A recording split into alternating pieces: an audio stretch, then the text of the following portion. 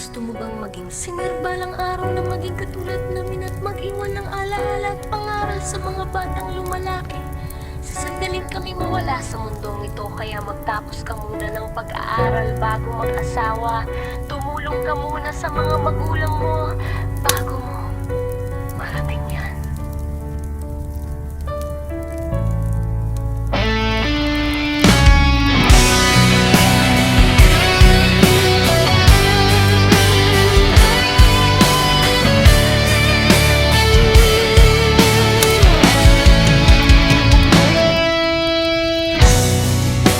Lahat ay buong ngayong Pasko, may mga pusong may bitbit na kulang,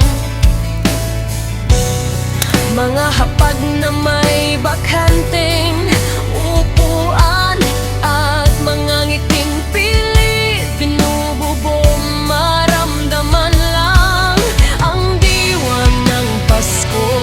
May ilan na nasa biyahe pa lang at walang daratnan na pamilya sa tahanan. May ilan nagising buong gabi nagtratrabaho habang may nagdiriwang para may makain ng pamilya kinabukasan. May mga kamay na walang regalong hawak, pero may responsibilidad na pasan. At sa gitna ng selebrasyon, may mga tahimik na lumalaban. Umaasang palang araw ang mga pira-piraso ay muling mabubuo. Maraming salamat sa regalong natanggap ko ngayong Pasko mula sa'yo. Sa bawat detalye nito, dama ko ang oras, pagmamahal at intensyong inilaan mo. Isa itong bagay na nagdala ng malaking ngiti at pasasalamat sa aking puso. Hindi lamang ito isang simpleng regalo, kundi isang tahimik na mensaheng nagsasabing ako'y naalala. Ilang Pasko na rin ang dumaan, pero masakit pa rin isipin na hindi ka na namin kasalo sa hapagkainan. May bakanteng upuan at paalalaging ikinepay ang bumangag lato'y napupuno.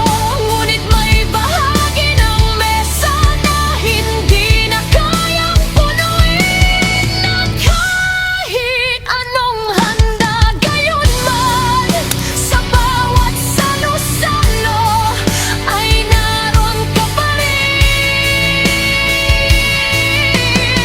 Sa mga kwentong kulit-ulit naming ikinukwento, sa mga biro mong minana namin at ang iyong pangalan ay binabanggit pa rin. Sa bawat dasal bago kumain at sa pagitan ng lungkot at pasasalamat, ang pagmamahal mo'y nananatili tulad ng Pasko, paulit-ulit na dumarating. Ay, ito na ang Pasko at bagong taon. Ito sana ang mga masasayang okasyon, ngunit hindi lahat ay nakayon sa sitwasyon.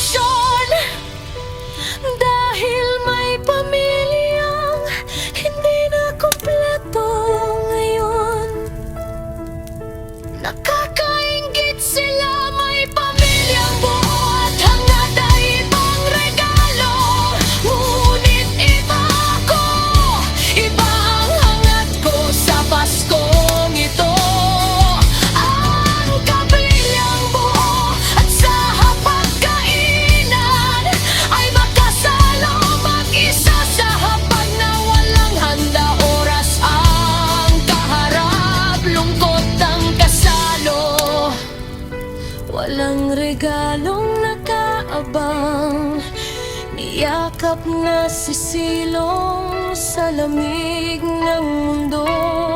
Ang mga awit ay dumaraan lamang, tila paalala ng mga pusong buo. Ako'y nananatili sa katahimikan, hawak ang gabit, sariling anino. Tinitignan na lang ang bawat batang nangangaroling. Inaalala ang mga gabing katulad din nila ako, ang mga pamilyang masaya sa Noche Buena.